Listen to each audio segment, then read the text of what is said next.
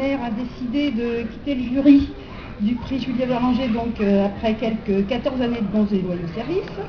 Alors malgré le regret qu'on a de voir notre pétulant Roland quitter nos rangs, nous avons le grand plaisir d'introniser ce soir dans ses nouvelles fonctions notre talentueuse et tout aussi pétulante camarade novelliste, traductrice, essayiste et journaliste, Miss Saradot. Madame la Présidente. Et en tant que nouveau juré, nous avons aussi l'honneur, le plaisir et l'avantage d'accueillir un auteur qui ne pourra pas nous reprocher de l'empêcher d'obtenir ainsi le prix Julia Verlanger, puisqu'on lui a décerné en 2008 avec La Vieille Anglaise et Le Continent chez Griffes d'encre. Alors c'est une dame qui est aussi à l'aise et talentueuse dans la littérature pour adultes. Elle vient de publier à la Talente Plaguers, qui est un roman post-apocalyptique à la fois sensible et thématiquement fort, que je vous recommande. Et donc aussi à l'aise, disais-je, dans les littératures pour les grands que dans celles destinées à la jeunesse, puisqu'elle contribue aux collections Soon et Mini-Soon de Denis Guillot chez Syros. Elle est aussi une lectrice qui est très boulimique, qui participe très activement à des tas de forums et qui pourra ainsi alimenter nos débats. Alors bienvenue à la dame Jeanne Debattre.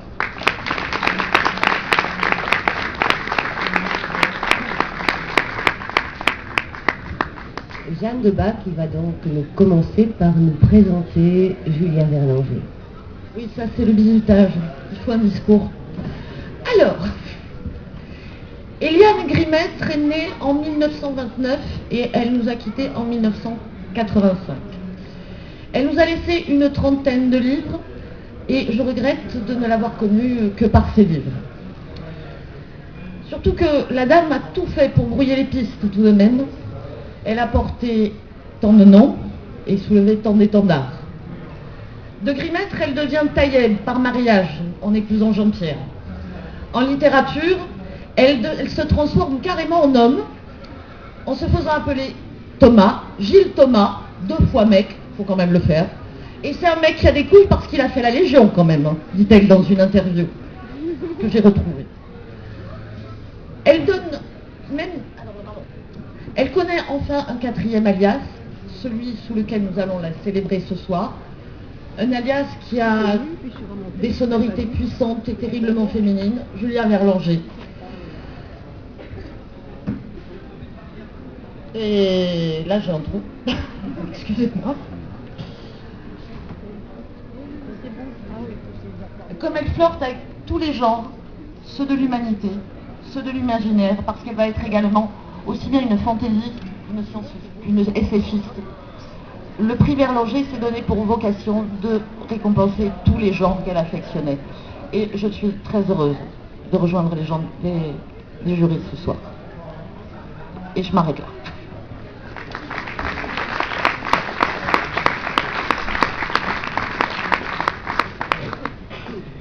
Ce soir, le prix Julia Verlanger a 25 ans. Créé en 86 par Jean-Pierre Taïeb, veuf de l'auteur, en hommage à l'œuvre de son épouse, il a été pendant les premières années entièrement remis par Jean-Pierre Taïeb. Ce n'est qu'à sa mort, en 91, qu'un jury de 4 personnes plus un président a été constitué sous la direction d'Annick Béguin de la librairie Cosmos.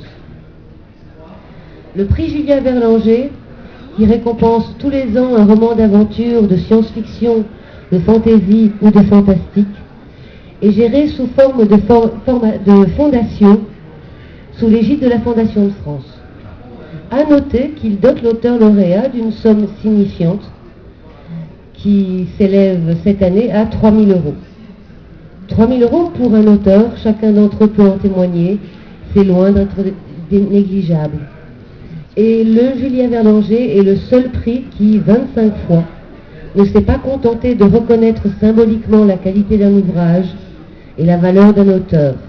Un quart de siècle, 27 ouvrages primés qui ont, pour la plupart, connu un succès appréciable. Pourtant, Le Verlanger manque encore un peu de reconnaissance et de visibilité. C'est à cela qu'avec vous, et je pense surtout aux éditeurs, mais à toute la chaîne du livre qui est concernée, nous allons nous atteler.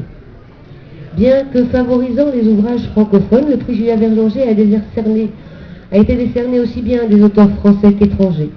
Il a aussi régulièrement récompensé un premier roman, encouragé une nouvelle voie. Dans la liste des lauréats, on trouve des romans très différents, qui ont tous en commun de privilégier l'aventure, comme l'avait souhaité Jean-Pierre Taïeb. Cette année encore, les débats ont été passionnés et nous avons eu du mal à départager plusieurs ouvrages d'excellente facture. Je suis, pour ma part, heureuse et fière de succéder à 3 fameux présidents, Jean-Pierre Taïeb, bien sûr, Annick Béguin et Roland C. Wagner. Je n'ai pas eu l'honneur de rencontrer les 2 premiers, contrairement à Cathy Martin, qui fut l'une des jurés d'Annick. Mais j'ai, comme Cathy et François Manson, eu le plaisir de travailler pendant 10 ans aux côtés de Roland. Roland Wagner est devenu membre du jury en 1996 et a succédé à Annick Béguin à la mort de celle-ci en 1997. Il fut un président chaleureux, consciencieux, à l'écoute des choix de chaque membre du jury et n'hésitant pas, le cas échéant, à trancher dans nos hésitations pour départager les ouvrages ex aequo. Il ne va pas être facile de prendre sa suite, mais je peux compter sur les membres du jury pour m'aider dans cette tâche et pour m'assister dans la promotion du prix Julia Verlanger. La santé de la mère de Roland ne lui permet pas d'être parmi nous ce soir. Mais comme nous tenons à lui faire un cadeau particulier, je vais demander à Sylvie Denis de bien vouloir venir ici. Sylvie Denis s'accompagne pour recevoir en son nom et en hommage à son immense talent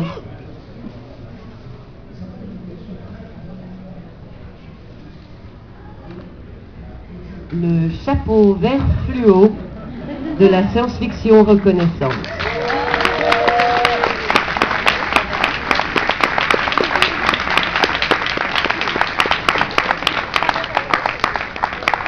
Et elle va disparaître et devenir transparente derrière le chapeau.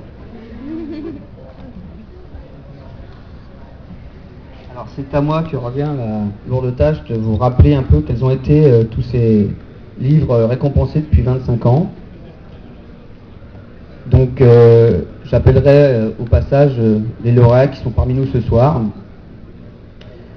On va commencer par le premier prix ex aequo en 1986. Il s'agissait du Jeu du Monde de Michel Jury. Bonsoir Michel, si vous voulez venir nous rejoindre. Cette année-là, il avait été ex aequo avec Moho de Stéphane Bull. En 1987, ce fut Phoenix de Bernard Simonet qui remporta le prix. En 1988, Le Portrait du Mal de Graham Masterton. En 1989, La Biche de la forêt d'Arcande de Hugues Douriot. En 1990, L'appel de Mordant de Stéphane Donaldson. En 1991, La Belle Gaillarde de David Eddings. En 1992, ce fut Fondragon de Barbara Hambly. En 1993, Les Chroniques d'Alvin Lefezer d'Orson Scott Card. En 1994, Les Guerriers du Silence de Pierre Bordage. Alors je ne sais pas si il a du temps à nous consacrer. Pierre, venez donc vous rejoindre.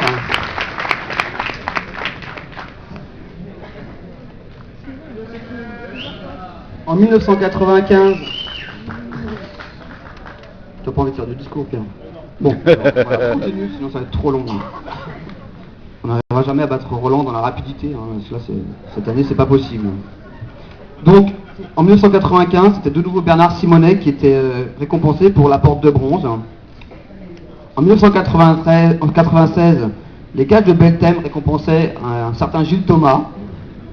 Parce que cette année-là, les jurés n'ont pas trouvé de lauréat à la hauteur.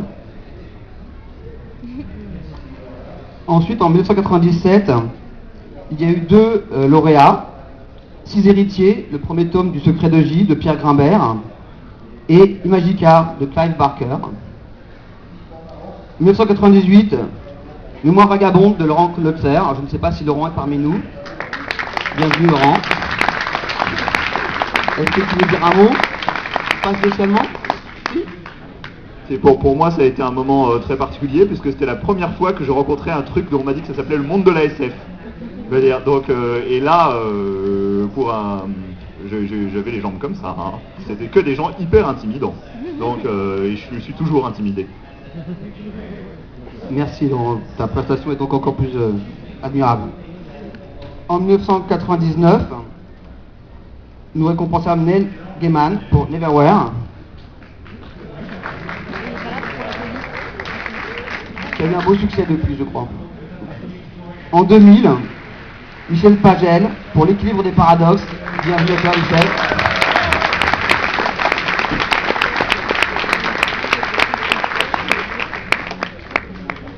Ouais, voilà. Tu veux dire quelque chose? Moi, je voulais juste te dire que c'est la première fois que je suis invité où que ce soit en tant que grand ancien. Et donc, à partir de maintenant, je vous prierai tous de m'appeler Choupnigorat. Voilà. Toujours une sorte de ce corps. Je reprends donc ma liste. En 2001, ce fut La Cité entre les mondes de Francis Valéry. En 2002, ce fut Wonderful de David Calvo. David, est-ce que tu es dans le coin?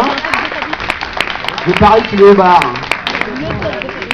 David Calvo. Bon, bah David s'est caché, il avait dit qu'il viendrait, mais c'est pas grave, il va nous rejoindre, s'il le veut bien, plus tard. En 2003, ce fut La Voix du sabre de Thomas Day.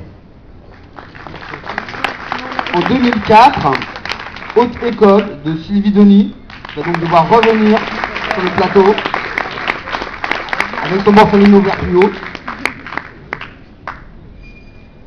Un mot peut-être? Non. En 2005, Le Livre de cendres de Mary Gentle. En 2006, nous récompensâmes Le Monde enfin de Jean-Pierre Andrevon. En 2007, Aqua TM de Jean-Marc Ligny. Et puis, comme Sarah l'a dit tout à l'heure, en 2008, La vie anglaise et le continent de Jeanne, qui n'a pas besoin de venir, elle est déjà là. Et qui ne dira plus rien. En 2009, l'année dernière, nous avons récompensé Michael Flynn pour Eifelheim. C'est imprononçable son allemand.